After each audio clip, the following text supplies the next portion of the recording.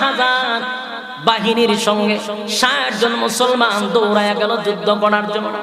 কিন্তু নবীর এত কষ্টের হাতে গড়া সৈনিক সাহাবায়ে কেরামরা ইমানি জজবা লইয়া মাঠে নামছিল, কিন্তু হয়তোবা তারা শাহাদাত বরণ করছে। লাশটুকু তো একটু দেখার দরকার ছিল, লাশটা তো একটু পাওয়ার কথা ছিল।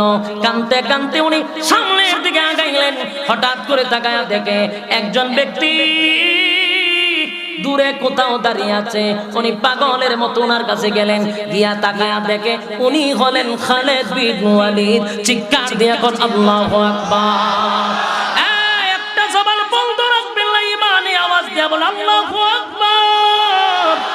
আবু উবাইদা ইবনুল জাররাহ পাগল পাগল হইয়া ওনার চেহারার দিকে তাকাইয়া একটা তৃপ্তি পাইলেন, খালিদ বিন ওয়ালিদ অন্তত পক্ষে বেঁচে আছে, বাকি সবগুলা হয়তো বা শহীদ হয়ে গেছে।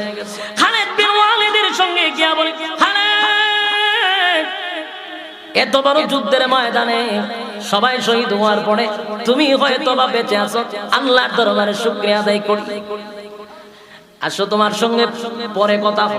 সূর্যটা লাল লাল হয়ে গেছে গো,